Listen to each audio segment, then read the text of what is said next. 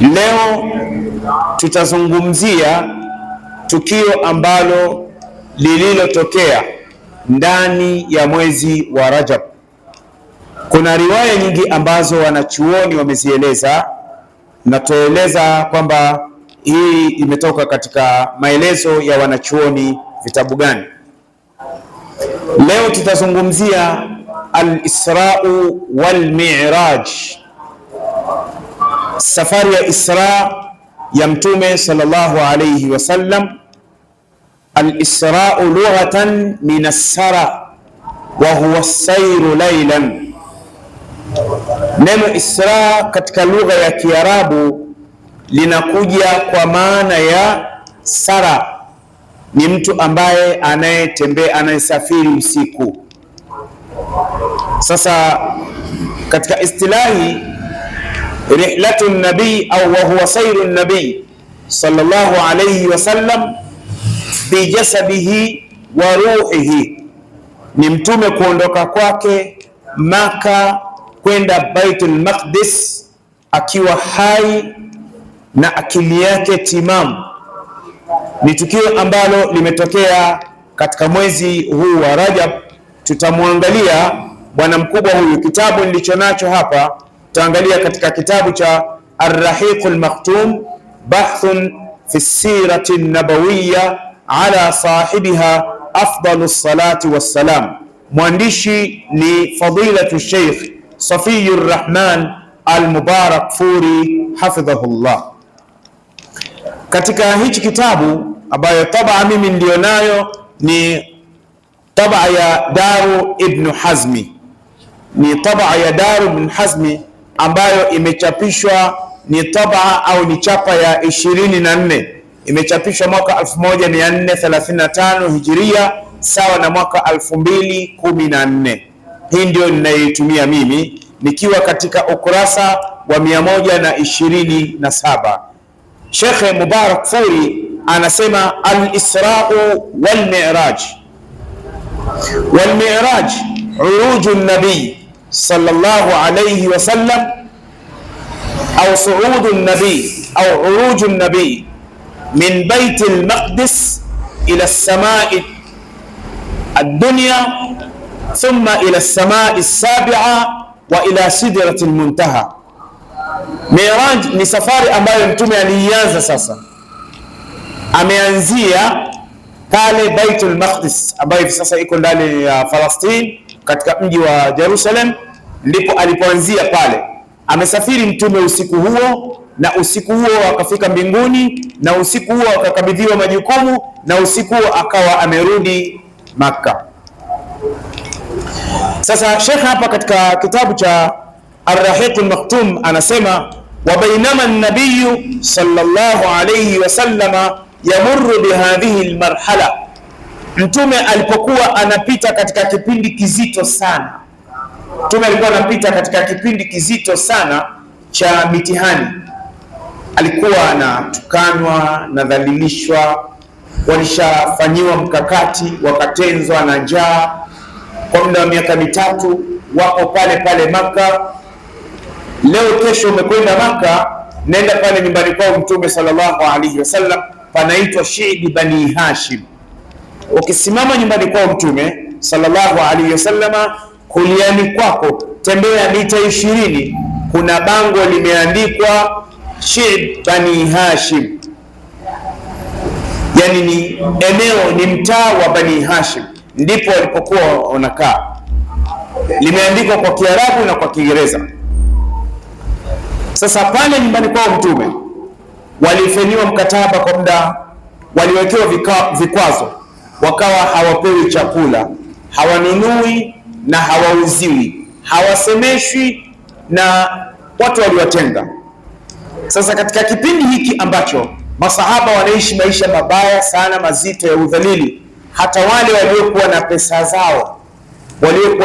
zao na maisha yao wameshasilimu, walikuwa wanaishi kwa dhiki sana, Manake chukua kwamba hata inapotokea imetokea dhiki, hata yule ambaye Allah amempa uwezo wa kipesa, naye anakuwa na dhiki, hana raha ya maisha. Kwa sababu gani? kwa sababu yanampata kama yanavyowapata wengine, na kazi zake vile vile zinakuwa zinalala za kibiashara, kama tulivyoona wakati wa corona. Mwenyezi Mungu tunamwomba atuepushe na balaa lile tena. Hali ilikuwa ni mbaya duniani, uchumi ulishuka, hali ni mbaya, watu wengi walifukuzwa kazi, walipunguzwa kazi, kwa hiyo ikawa hali ni mbaya sana. Sasa wakati ule mtume tayari ameteremshiwa Qur'an, alikuwa na wakati mgumu sana. Hapa kuna Abu Bakar, kuna Umar, kuna Uthman. Hawa watu ni matajiri sana, yani wafanyabiashara wakubwa, lakini na wao waliishi kwa dhiki sana, walikuwa tayari wameikubali la ilaha illa Allah. Sasa hapa Sheikh anasema wa bainama an-nabiy yamurru bihadhihi al-marhala, wakati mtume anapitia katika kipindi hiki kigumu, wa akhadhat ad-da'watu tashuqqu tariqan baina an-najahi wal-ittihad, na dawa ya la ilaha illa Allah ya Uislamu ikawa inaongoza njia, inapasua njia kati ya mafanikio na kati ya ugumu. Yani inafanikiwa lakini inakuta mbele kuna vigingi.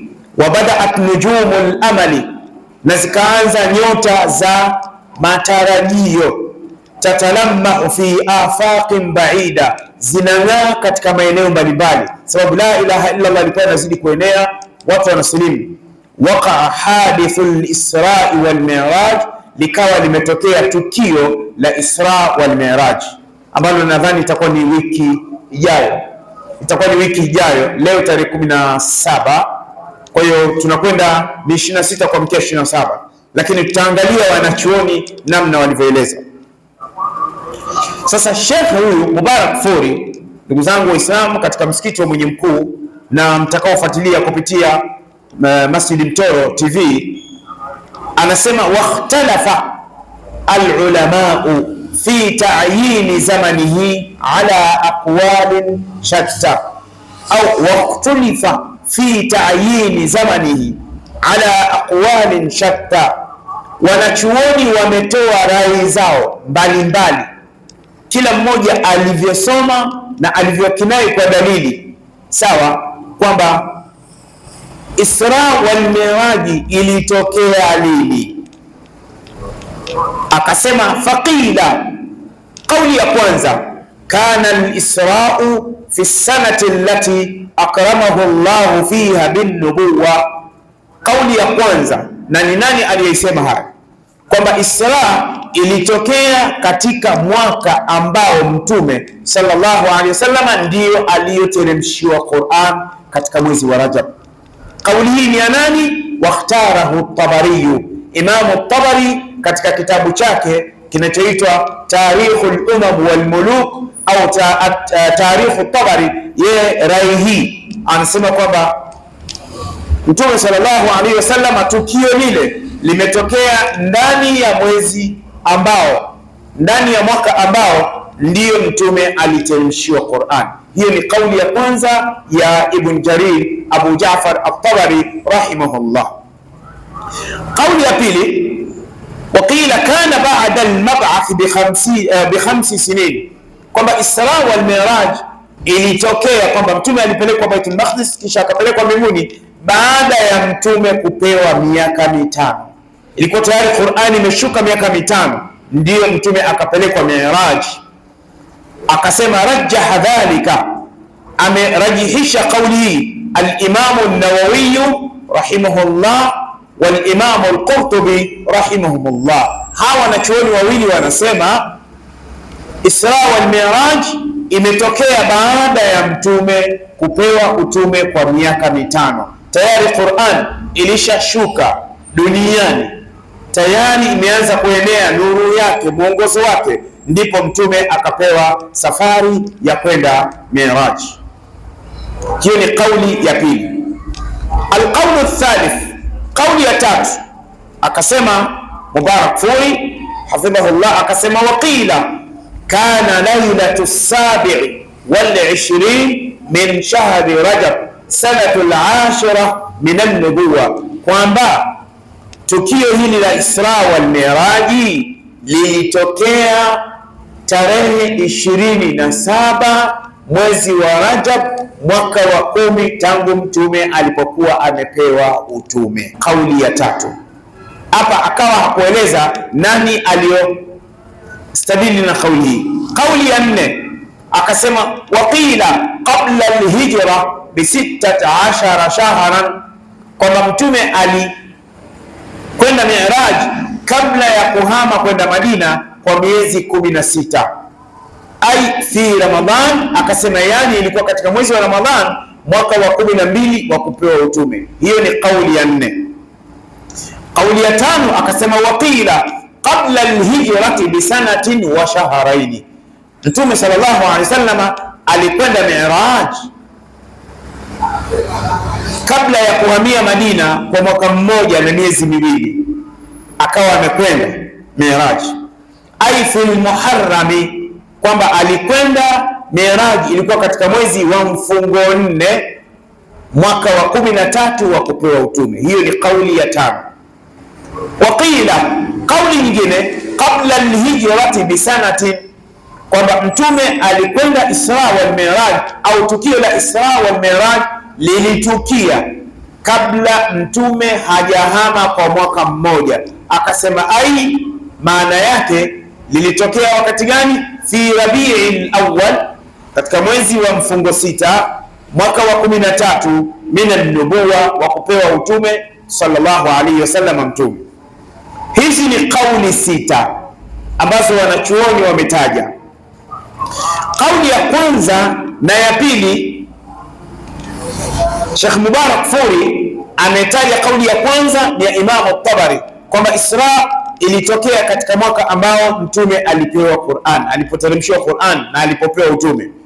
Kauli ya pili ni ya wanachuoni wawili, kwamba wao wanasema mtume amepelekwa katika Isra wal Mi'raj baada ya kupewa utume kwa miaka 5.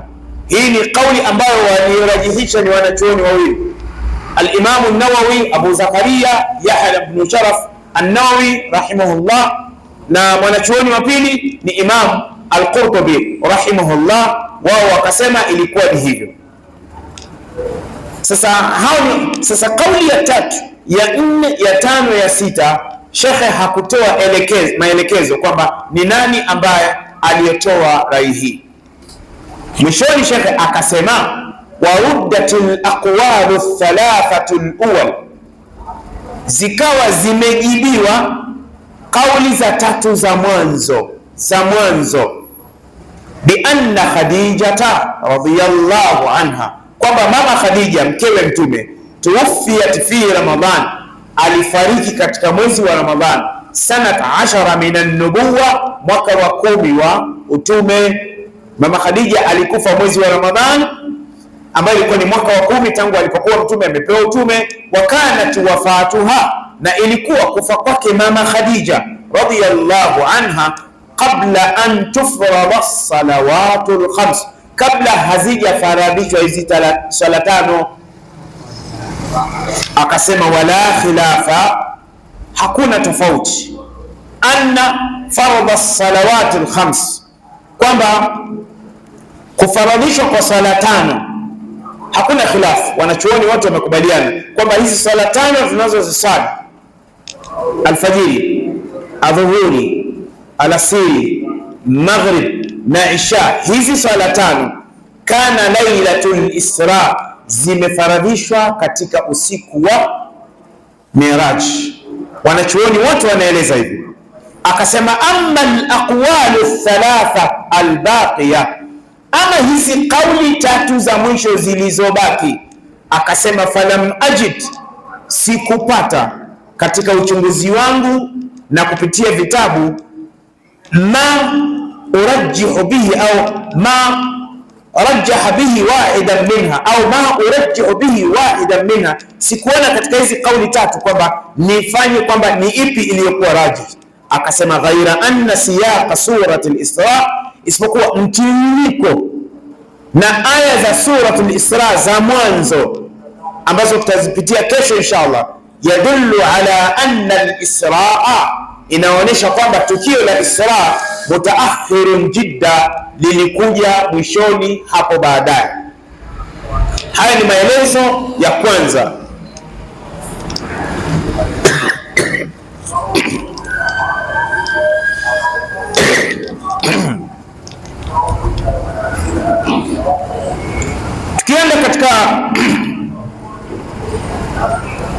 Sheikh Mubarak Furi akasema warawa aimmatul hadith, wamepokea wanachuoni wa hadithi, wameeleza wanachuoni wa hadithi ambao ni wachambuzi wa hadithi.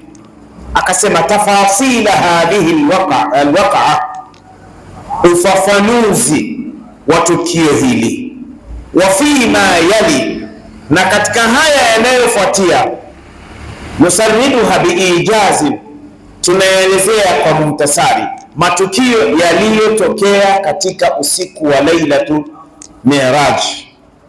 Uislamu mpo hai.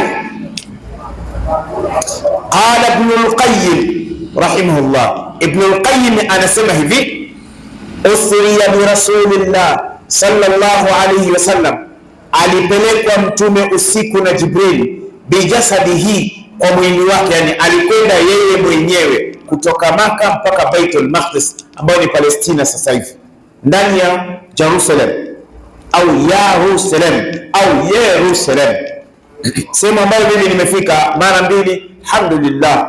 Mwishoni ni mwaka jana, leo ni Januari 29 mwaka 2024, mwishoni ni mwaka jana nimeingia Jerusalem mimi na taasisi M2 kwa ajili ya kwenda maeneo ya historia na kwenda kufanya ziara katika Baitul Maqdis. Tumeingia tarehe 4 saa 9 au saa 10 alasiri katika mji wa Jerusalem. Tukaenda hoteli, baada ya kufika hoteli tukapumzika kidogo, tukapata chochote, kisha tukaenda katika Masjid al-Aqsa. Ilikuwa tarehe 4 mwezi wa 10 2023, tulikuwepo pale.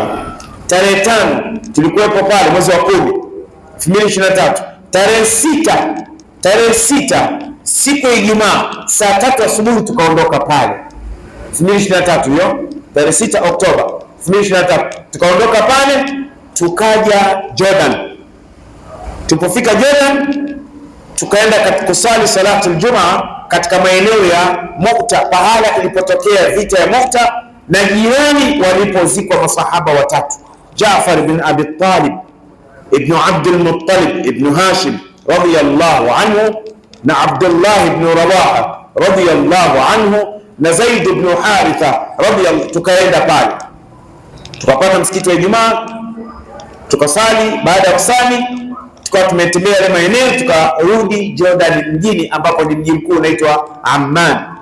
Tukarudi katika hoteli tuliyokuwa tumefikia. Sasa anasema mtume alikwenda hapa Baitul Maqdis, alikwenda usiku min al-Masjid al-Haram. Safari yake ilianzia katika msikiti wa Makka ila Baitul Maqdis, mpaka msikiti mtukufu au Aqsa. Ule msikiti umeitwa Masjidul Aqsa, maana yake msikiti wa mbali, na ndio maana katika moja ya nasaba za babu yake mtume kuna mmoja anaitwa Qusay Jaafar ibn Abi Talib al-Barzanji rahimahullah. Katika Barzanji akasema wasummiya bi Qusay litaqasihi fi biladi Qudaat al-Qasiya. Ameitwa Qusay huyu mmoja katika babu zake mtume kwa sababu litaqasihi, kwa kuoa kwake, fi biladi Qudaa, katika miji ya Qudaa. Katika kufanya biashara alipenda akatembea katika miji ya Qudaa, akamkuta mtoto wa kike wa Qudaa, akamvutia, akamuoa, akapotea huko huko. Kama vile kuna wengine akienda Moshi akimpata Mchaga akawana naye, basi anasahau atakuwa Unyamwezini tena, harudi tena. Au mtu akienda Morogoro akimpata Morogoro au Mpogoro, au mtu amekwenda Tanga, sawa, akifika Tanga basi tena akipewa kachumbani na urojo, shughuli imekwisha, anasahau kwao Kigoma. Umesikia? Anaweza atakauliza eti hii train ikienda ya Kigoma inakwenda Zanzibar, inakwenda wapi? Maana yake ni kwamba shasahau. Umeelewana vizuri? Sasa huyu akaitwa Qusay, ameitwa Qusay yani mlowezi. Jaafar akasema litaqasihi, kwa kuwa kwake mbali. Tumeelewana vizuri? Yani naeleza kile ambacho nilichokisema katika Barzanji. Alhamdulillah, tuko watoto wadogo, limehitimishwa kwa bakora Barzanji mara 5.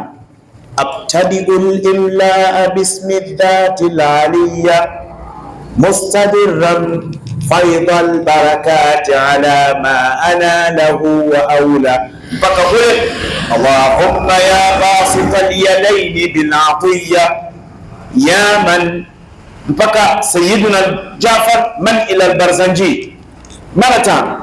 Tulipokwenda pale, imehitimishwa pale nyumbani mwa Mgongo na Sheikh Yusuf Nturanya rahimahullah, mwalimu wa kwanza alifu piga vibao kweli kweli, vibao, lakini sina kovu wala sijauawa wala sijajeruhi. Leo sasa nyewe mnaniona mshaka, lakini wapi, kula vibao kweli kweli. Baada ya kutoka hapo, ndio tukaenda kuianza Madarij Suud, sherehe ya Barzanji pale Ghazali kwa Sheikh Umar Himidi Mkunda rahimahullah, Sheikh Khalfan Kabeki rahimahullah, Sheikh Ibrahim Sheikh Kabeki rahimahullah, Sheikh Rajab, Sheikh Thabit Rajab Nyamwewe pale Katonyanga, hao walimu wetu. Baada ya Ghazali nikaja hapa Haramain. Baada ya Haramain miaka mitatu minne, nikaenda Mombasa kwa Sheikh Sirajur Rahman al-Nadwi al-Qadhi al-Anduri al-Hindi rahimahullah. Baada ya hapo miaka minne ndio nikaenda Jamia Islamia. Angalia mzunguko huu, sawa. Sasa anasema huyu aliitwa Qusay kwa sababu alizoea. Sasa Mtume sallallahu alaihi wasallam alianzia pale, akaanzia pale, na sisi siku ile, ina maana tukawa tumeondoka pale tukarudi pale Jordan kwa ajili ya kwenda Ashabul Kahfi, tumepita maeneo mengine. Asmi anasema fanazala hunaka, anasema rakiban ala al-buraq, Mtume alikuwa amempanda Buraq, alikuwa amempanda Buraq, suhbata Jibril alayhi salatu wassalam, akiwa ameambatana na Jibril toka Maka mpaka Baitul Maqdis, walimpanda Buraq. Na walipofika pale Baitul Maqdis, kuna sehemu ambayo inaitwa Marbatul Buraq. Min dhaka al-yawm, tangu miaka ile, ndugu zangu niwaambie, pamoja na uyahudi wao, acheni vyombo vya habari nisikilize mimi, nimefika Marbatul Buraq, ile sehemu aliyofungwa Buraq ipo mpaka leo. Kwanza Mayahudi kule ndani hawaingii msikitini, mle hawaingii, Allahumma ikitokea vurugu sawa, lakini mle ndani hawaingii. Na ukishaingia mle ndani, yani unakwenda sehemu yote unaitaka mle ndani. Na kueleza mimi, ya ibn al-kirami ala tadnu fatubsira ma qad haddathuka fama ra'i kama sami'a. Ndio maana Sheikh Mubarak Furi kuna sehemu ameandika walaysa al-khabaru kal muayana, walaysa al-khabaru kal muayana, aliyeona hawezi kuwa sawasawa anayetoa habari. Watu wanatoa taarifa kupitia vyombo vya habari, leo iko hivi, liko hivi, umefika. Sasa siku ile sisi tunaondoka tarehe 6 saa 4 hivi, mnafahamu kwamba huu ni mwaka 2024. Mayahudi huu sio mwaka wao, hawautambui kabisa. Mwezi Oktoba ndio mwisho wao, ndio mwezi wao wa mwisho kwao, wana mwaka wao. Sasa yule murshidi wetu, kiongozi wetu ambaye ni Palestina, akatwambia jamani, nakuombeni kama itawezekana, lakini hakutaka kutuambia nakuombeni mpaka ikifika saa 5 mwe mmeshavuka mpaka. Hakutwambia, sijui alifahamu nini, sababu yeye ni mzaliwa pale.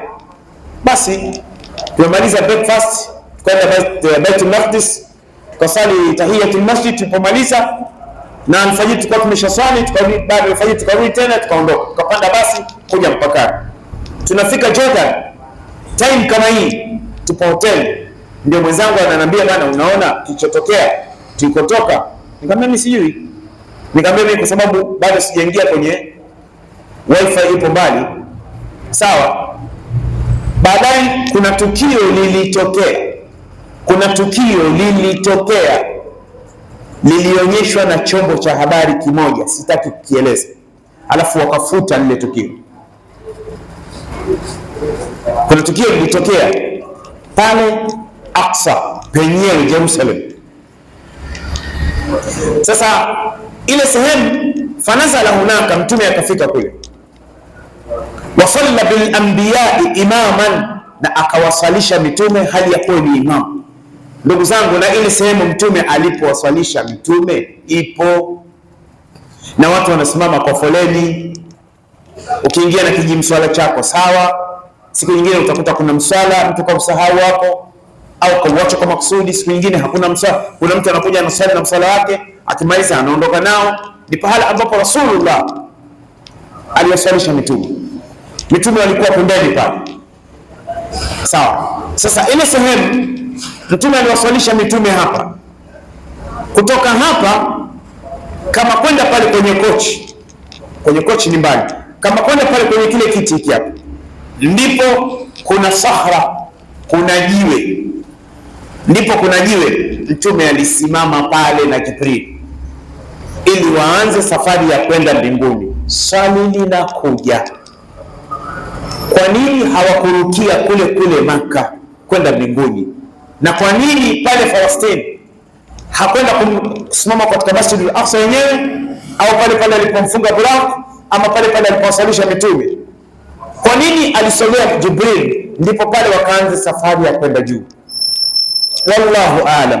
Baadhi ya wanachuoni wanasema pale ni mkabala na mlango wa kwanza wa mbingu. Sasa akasimama pale.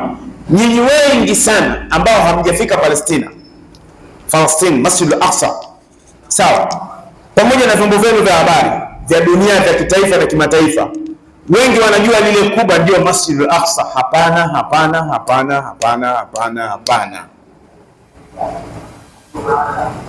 Mtu akibisha kwenye mtandao akisema sio kweli hivi na hivi, chana naye. Kuna mtu akiwa mshamba na ushamjua kama ni mshamba, usibishe naye, maana katika watu ambao wanaongozwa kwa ubishi ni washamba. Mshamba anakuwa mbishi. Ile sio Aqsa, ile sehemu ndipo aliposimama Jibril kwenye jiwe, na ndipo alipoanza safari. Na ile sehemu aliposimama Jibril na Mtume sallallahu alayhi wasallam kuna alama, ndipo waliposimama kwenye jiwe. Wakati wanasimama pale kwenye jiwe, wakati Jibril na Mtume wanaanza safari kwenda juu, lile jiwe iqtalaat as-sahra, lile jiwe liling'oka. Lilipong'oka, Jibril farakazahu biqadamihi, akalipiga kwa unyayo wake, akaambia innaki, hakika wewe jiwe, lam tud'a, hujaalikwa. Na ndio maana tunaambiwa usiende kwenye ukumbi kabla hujapewa kadi. Ukifika pale utaulizwa kadi unayo? Jamaa tunaswali na msikiti mmoja, tumetangaziwa kadi. Una kadi? Sinabidi urudi. Jamaa na ubaguzi kweli kweli. Hapana, kadi. Sasa jiwe akaambia wewe hujaalikwa. Aliyealikwa ni huyu ndiye naye. Tumeelewana vizuri? Akamfunga pale Mtume sallallahu alaihi wasallam. Hata Mtume alipotoka mbinguni sasa, amerudi amemkuta Buraku pale, na pale ndipo mitume wote walipokuwa wakiwafunga wanyama wao. Tumeelewana vizuri? Tamam. Sasa Ibn Qayyim anasema thumma urija bihi, na Buraku, ndugu zangu, kuna picha huwa inatembea Kariakoo. Mmepata kuiona picha ya Buraku Kariakoo? Ule ni uhuni. Ile picha Muislamu kama anayo ndani ya ichana ni udhalili na kumtukana Mtume sallallahu alayhi wasallam. Buraku ana lipstick, kweli si kweli? Ni kweli si kweli? Anawanja Buraku, ni kweli si kweli? Alafu huku nyuma amejazia Buraku. Maana yake nini? Maana yake nini? Ni matusi. Ni matusi. Yaani ni matusi. Anatukana Mtume kama alipanda huku nyuma kwenye chogo ya haria. Ni udhalilishaji kwa Mtume. Muislamu ukikuta ile inauzwa Kariakoo, usimgomeze yule bana, usinunue. Achana naye, atembee nalo mpaka akufilie mbali njaa. Ni udhalili kwa Mtume. Na ile picha imechorwa na Mayahudi. Sasa Ibn Qayyim anasema thumma urija bihi, kisha Jibril akapanda na Mtume sallallahu alaihi wasallam tilka laila, usiku ule min Baitul Maqdis, kutoka katika Baitul Maqdis. Ndugu zangu, narudia tena, lile Kuba sio Masjidul Aqsa. Masjidul Aqsa ipo mbele, yani lile Kuba lipo kama lile Kuba, ukiliteremsha linakuja kufunika pahala aliposimama Rasulullah na Jibril. Sasa lile kubwa liko kama hapa, na Masjidul Aqsa iko kama pale kwenye kona kwenda katika Madrasa Shabab, kama pale kwenye kona. Na Masjidul Aqsa ipo, na mihrabu Zakaria ipo, Haikal Suleiman au Masjid Suleiman ipo. Yani kuna historia nyingi sana ambazo, twendeni ndugu zangu, baada ya vurugu kutokea ikitulia, na itakwenda itatulia inshallah, Mwenyezi Mungu alete kheri. Sawa, ndugu zetu wabakie salama huko Gaza, lakini itatulia. Mimi nishakwenda mara mbili, kwa hiyo katika watu ambao wanawajua wananijua mimi, na wakiniona kwenye mitandao ninazungumza nao watanijua. Lakini huendi Palestina kama huna visa ya Myahudi, na kama unabisha nenda kaombe balozi wa Palestina alafu uone kama utakwenda.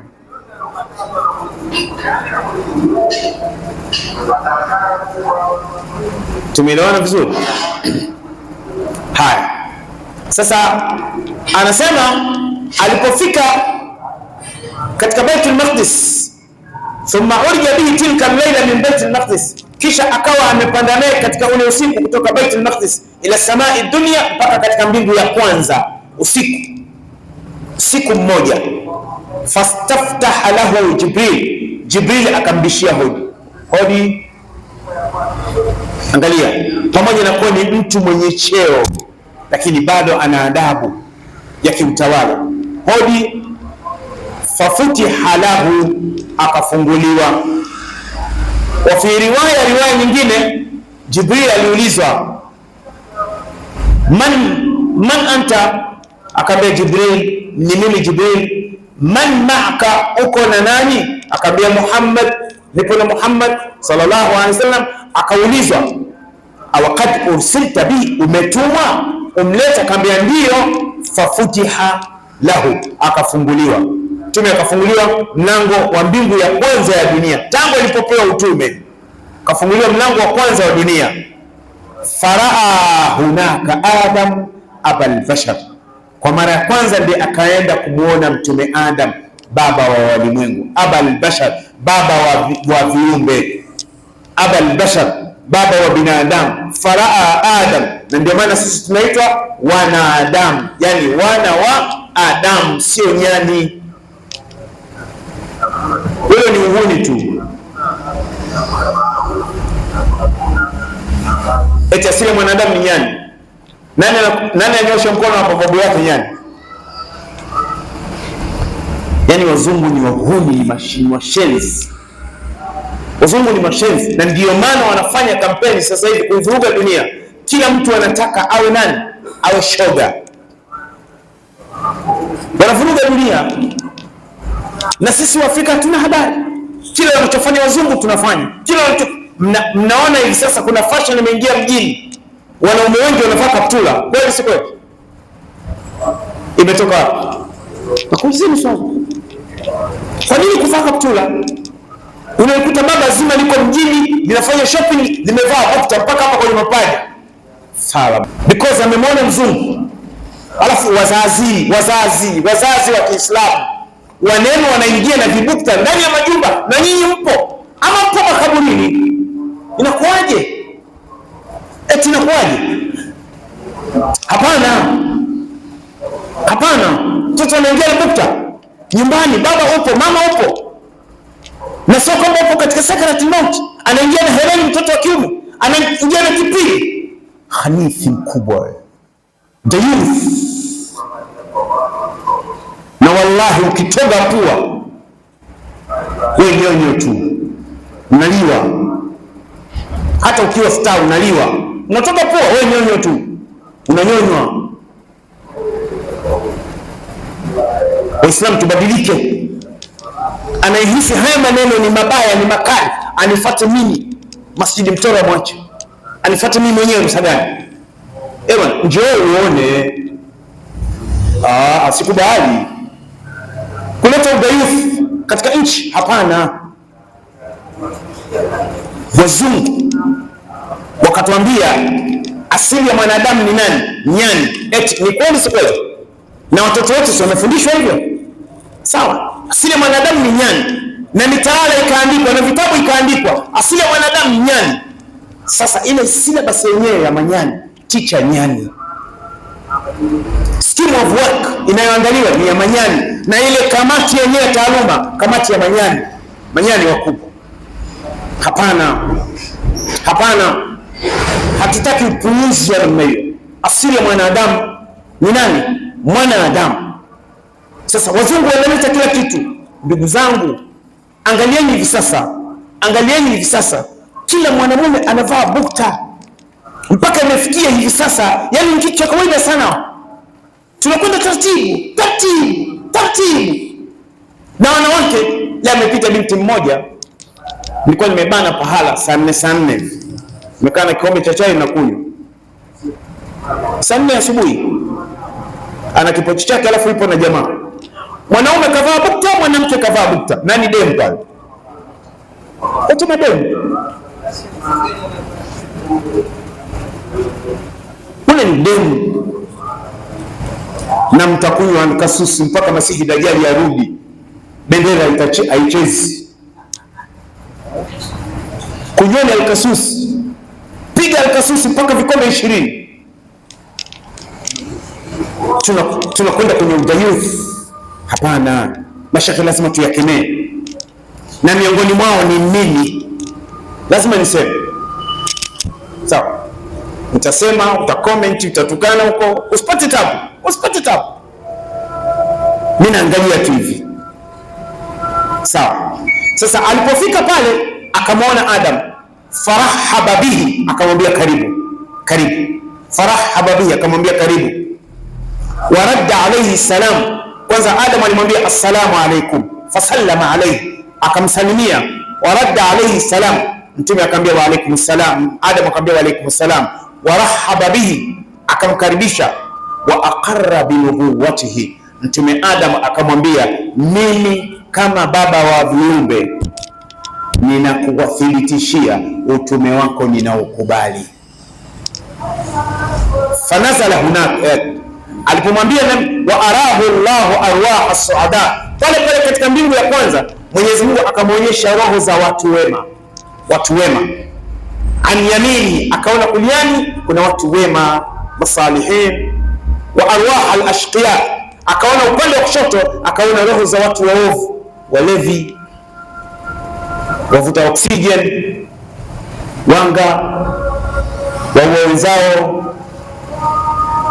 Kakuta watu wenye kudunguliwa mashosti, ameota arwah ashqiya an yasari. Thumma urja bihi ila samai thania, kisha Jibril akapanda naye mbingu ya pili. Tuko pamoja? Lakini fastaftaha lahu, akambishia hodi.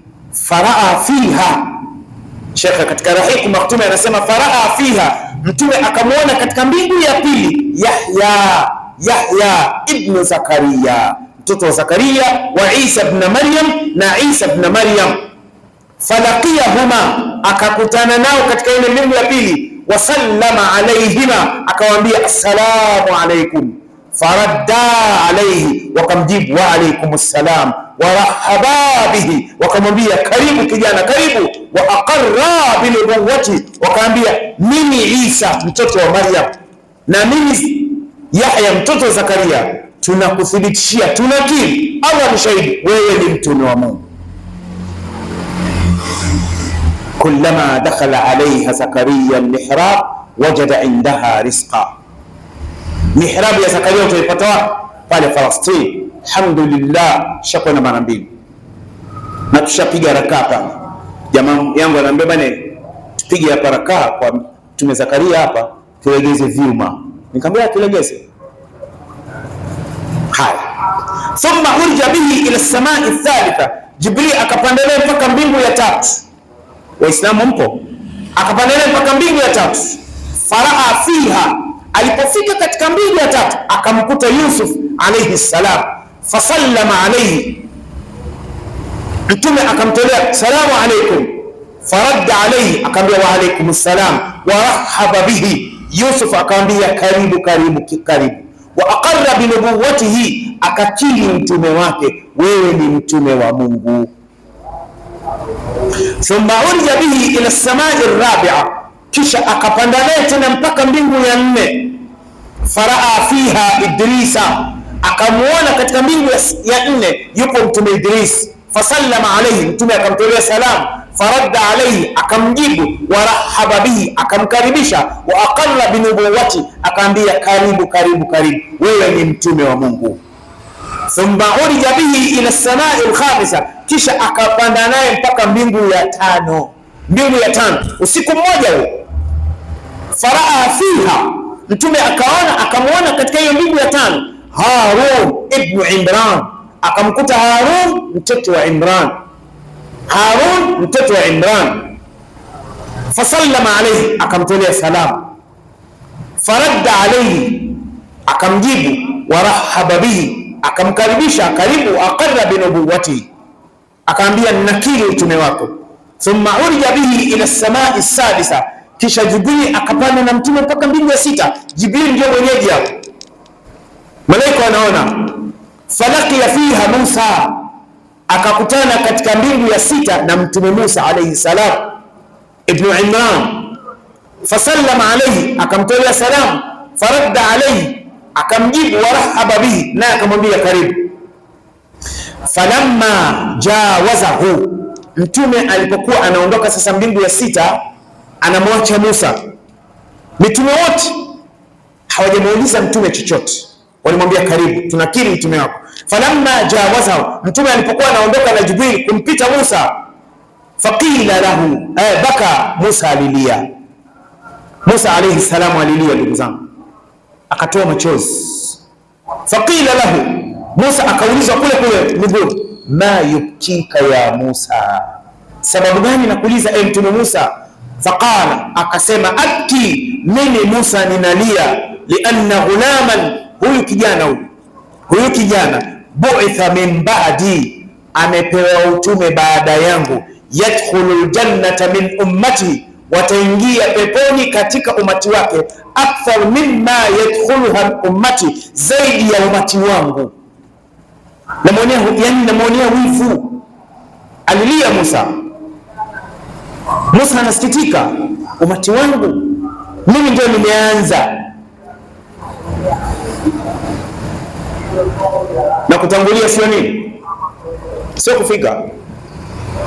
Wewe uko mjini, hapa mjini, umezaliwa mjini, na anakuja mtu kutoka shamba, alafu anakuwa konki, mambo yake super, na anakupa ajira wewe, na wewe ndio mjini. Wewe unasemaje? Ni sahihi? Si sahihi? Sahihi. Na unaweza kukuta hata anakwambia bwana, nyumba ni mzee, ni bako. Unapoa mzigo alafu unakwenda Chamazi, au unakwenda Bonyokwa.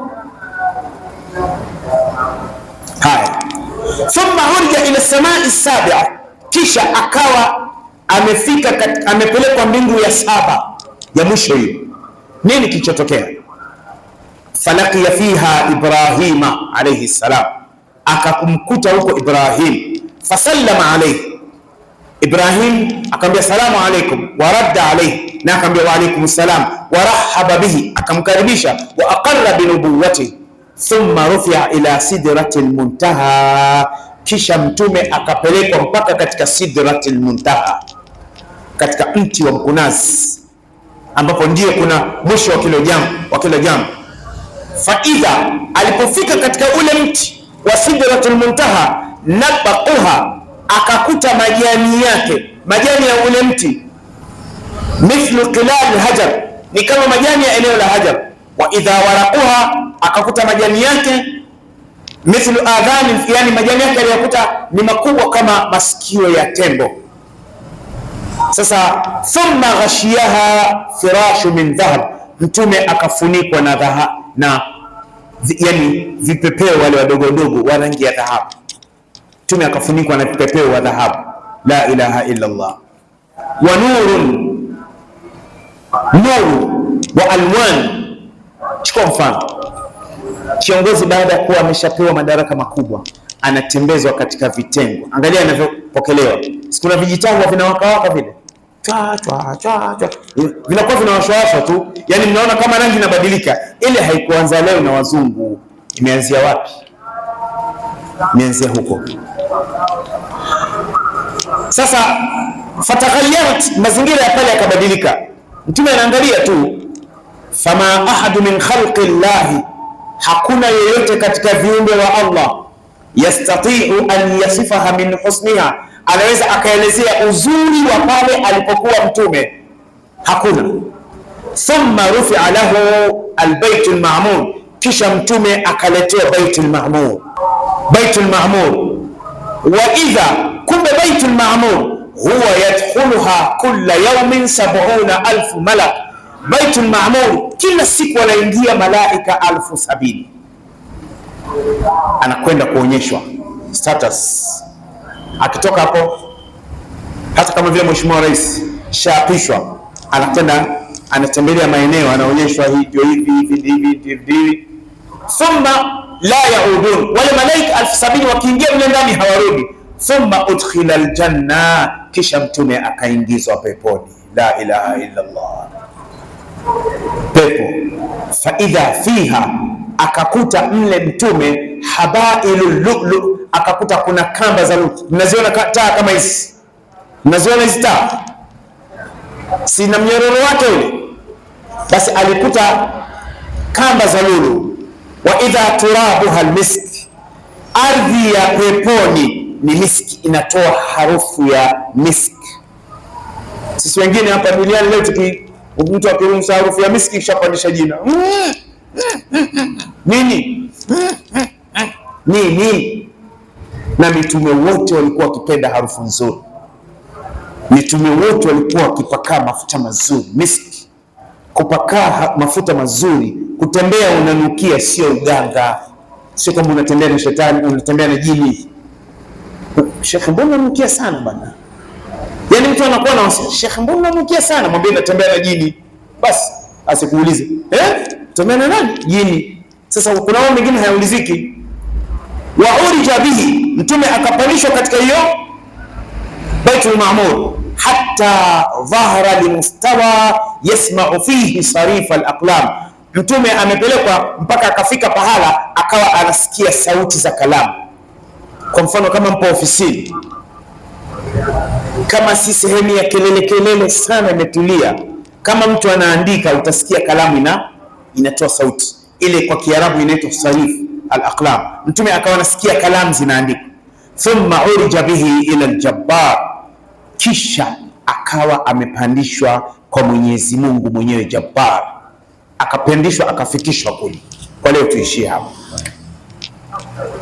Hapo ndipo Rasulullah, usiku mmoja huu, sawa. Lakini safari ilianzia wapi? Ilianzia Makka.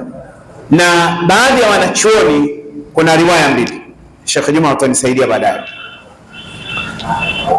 Pale katika tawaf Makka, ukiangalia katika king'amuzi cha Mzee Bakhresa, Allah muhifadhi, ampe baraka katika maisha yake na afya yake, si ndio mtu wa kwanza tangu Tanzania kuombwa kutuonyesha Makka na Madina? Eti mmesemaje? Na kuiona live na sala ya tarawih live, sala tano zote, alfajiri mpaka isha, usiku mzima inasoma Qur'an. Si ndio mtu wa kwanza tangu Tanzania kuombwa? Au mmesemaje? Unaweza sio kwanza huyo, una roho mbaya. Mungu kampa mtu, kampa. Tumeelewana? Sio kwa na roho ya shonde. Watu wengine wanakuwa na shonde. Sasa ukitazama katika Al-Kaaba, tukishatoka hapa leo, kama nyumbani umeweka king'amuzi, kuna channel mbili. Kuna channel ya Sunna ya Madina na kuna channel ya Qur'an Karim ya Makka. Huwa wanaonyesha tawafu, wanaonyesha maeneo mbalimbali. Siku nyingine wanaonyesha mlima ile teremka Qur'an alipojificha Mtume sallallahu, siku nyingine wanaonyesha milima ya mbali. Sasa kuna wakati wanaionyesha Al-Kaaba, mlango wa Al-Kaaba unauona. Ukitoka kwenye Al-Kaaba, karibu yake kuna makamu Ibrahim, kuna kijijumba cha duara hivi, kuna duara, kama kuna jengo la duara vile, umeliona? Watu wanaliita Hijri Ismail, si ndio? Au na jina yake nyingine nilo inaitwa Hijri Ismail. Sasa kuna riwaya inasema kwamba Jibril alipomfuata mtume kwenda naye, alimkuta pale ndani, alimkuta mtume pale ndani, na ndipo alipompasua kifua kwa maji ya Zamzam, akamsafisha na wote akasafisha, kisha akawa, maana yake ni kwamba unakwenda mbinguni, utakiwa kuwa na roho ya mabifu vile. Umesipati sawa, hakuna bifu kule. Kwa hiyo riwaya ya pili anasema aliondoka naye pale kwao Sheikh Bani Hashim. Hivi mtu akikwambia pale ndio nyumbani kwa Mtume, unafanyaje? Ndugu zangu, nikwambia ni kitu kimoja. Kuna mithali moja ya Kiarabu inasema ash-shajaratul muthmira, Sheikh Juma, ash-shajaratul muthmira hiya allati turma bihajar, mti wenye matunda ndio unapigwa mawe. Mti wenye matunda ndio unaopigwa mawe. Ikiwa mambo yako ni mazuri safi, utasemwa sana. Kubali useme, wala smile, achana nao. Wewe shughulika na yako tu, tafuta maisha yako nini, fanya ibada yako. Sasa mambo yanayosemwa kuhusu Saudia ni mengi sana. Sasa unapokwenda kuyachunguza yale mambo mengine, unakuta nazungumza katika maeneo ya historia. Nyumba ya Bi Khadija imevunjwa. Unajua kwanza ilikuwa wapi nyumba ya Bi Khadija? Imevunjwa. Kwa sababu ilikuwa wapi? Tuambie, si tukwambie ilikuwa wapi, alafu nikupeleke mwaka 91 mwezi wa 9 naingia Maka kwenda kufanya umra kutoka chuoni Madina, tumeletwa msafara. Nyumba ya Bi Khadija pale ilikuwepo, hapajavunjwa. Lakini ile sehemu gofu la Bi Khadija lipo chini. Kuna sehemu ambayo ni ya sai, ina baridi kali sana. Sheikh nadhani unaifahamu. Yani kama una ngiri dakika 5 uchukue, utakwenda chini tu. Ni baridi kali, na wamefanya kusudi tu. Watu wanakwenda kule kwa sababu watu wanakwenda kufanya vitu vya ajabu. Mtu anaondoka na udongo na mawe pale nyumbani kwa Mtume. Mtu safari nimekwenda, manake Disemba 10 mpaka Januari 10, Maka Madina Taif, Maka Madina. Yani mtu anakwenda kwenye ukuta pale alipozaliwa Mtume nyumbani kwao, ameshika ukuta namna hii, analia. Kuna vile vipande vya choka anakwaruza, anaweka kwenye tishu, anaweka mfukoni. Swali, unavipeleka wapi? Unapeleka kwa mfano, ukimkuta mtu chumbani kwako, chumba ulichopanga, unafika alafu unamkuta yuko ukutani nyuma anafanya hivi, anachukua vile video alafu anaweka hapo. Sema nyumba yake anakaa shekhe, ina baraka sana. Hujaona nyumba zote zenye baraka mpaka kwa shekhe? Si wanga huo? Wanga pale. Wiki iliyopita ndio kuzungumza Sheikh Juma, 2016 kuna mtu amekamatwa pale Baqi, wanapozikwa Waislamu pale, walipozikwa Baqi, chupa ya maji amekunywa, ameweka udongo ndani ya chupa. Sasa swali unajiuliza, udongo wa makaburini unakwenda nao wapi? Si fundi? Sasa unakuwa fundi mpaka Madina? Subiri ukirudi Bongo unakuwa fundi mpaka nini? Sasa safari hii tunakwenda, wamezingirisha, wameweka maviti yale plastiki yale. Kwa hiyo nyumba hivi sasa iko kama pale, lakini inaonekana. Wenye kupiga picha, wenye kupiga selfie, mtu anataka aonekane. Sawa. Sasa ile sehemu nyumba ipo. Ile nyumba mara mwisho inafanyiwa ukarabati na Msuudi mmoja anaitwa Abbas Al-Qattan rahimahullah. Aliomba kibali. Mara mwisho ni mwaka gani? Mwaka 1953. Zile mbao unazoziona zile ni za mwaka 53. Mle ndani wanaruhusu watu kuingia. Time nzuri ya kuingia mle kuanzia saa 2 asubuhi, saa 3. Fika karibu salatu dhuhuri wanafunga. Lakini wanaruhusiwa wanamume tu. Wanawake hawaruhusiwi. Wanawake hawaruhusiwi kuingia mle ndani. Maana mwanamke akawi kulia. Mwanamke siku ya kuolewa analia. Eti mnasemaje? Kila leo analijua hiyo. Mchumba sikampenda mwenyewe, lakini analia. Hajapigwa. Ni hile imemjia hapa piko kwa love you, I miss you, my name. Analia. Akisemwa analia. Akihuzunika analia. Akipewa kitu kizuri analia. Sasa wamekatazwa kuingia mle ndani. Hawaingii mle ndani. Haya. Lakini mwanamume anaingia na mle ndani nikupe njia. Ukitaka kuingia, chukua notebook yako. Sasa mimi nimeshafanya hivyo mara 3. Chukua notebook yako na kalamu, fika pale, angalia lugha utakayopiga, ima Kifaransa, Kiarabu, Kihindi, Kiingereza. Fika pale mwambie bwana, mimi na siku 3 nipo hapa, nahitaji kujisomea, kuna vitu ninavyohitaji huko ndani. Basi unaambia ingia. Na ukiingia mle ndani alikozaliwa Mtume, huingii na viatu ngo. Utavulishwa viatu unaacha nje. Utaingiaje na viatu alikozaliwa Habibullah alayhi salatu wassalam? Angalia mapenzi hayo. Na ukifika mle ndani utakuta kuna vitabu kwenye shelf. Sasa unachokifanya ni nini? Unaona kwa mfano kama hicho kioo hapo, ukitazama utaona kwa nje kuna ukuta, lakini huwezi kumaizi tofauti na ile sehemu. Sasa kuna vyumba viwili pale ndani, kuna vitu mle ndani. Hii mara 3 niliingia saa 4:15, nikatoka saa 5:15. Nachukua kitabu, nafunua, naandika. Nilikuwa sihitaji kusoma, afu nachukua kalamu, naandika, alafu nafanya hivi kama nafikiria kitu hivi, naangalia huku. Sawa, ukiwa mjanja kuna mwenzako ni mjanja zaidi, naangalia huku. Sawa. Sasa ni kama vile Sheikh Juma, kwa nyinyi ambao hamwendi sana Maka na Madina, tangu ilipoanza corona hivi sasa kutufu lazima uvae ihram, lazima. Lakini kama umevaa hivi, mimi na wewe hatuingii, tutatufu juu ndani ya msikiti kwa ndani, lakini pale kwenye Al-Kaaba huendi tangu wakati wako. Lakini sasa binadamu, unajua anayemweza kumcontrol mwanadamu ni nani? Ni yule aliyemuumba. Yani kuna mtu yeye kazi yake ikifika wakati wa swala anavaa ihramu, anaingia kule, akitoka kule anavaa nguo zake za kawaida, ikifika muda wa swala anavaa ihramu, unaruhusiwa. Sawa. Sasa ndugu zangu, yale maeneo ya historia yapo. Kuna kisima ambacho mahujaji wengi, 99%. Sheikh Juma sasa itabidi naende karibu na hoteli ya Sheraton, kuna kisima kinaitwa Bi'ru Dhi Tuwa, ambapo Rasulullah katika Fathu Makkah alianzia kule. Alipofika kile kisima, ndugu zangu, kipo isipokuwa kimejengwa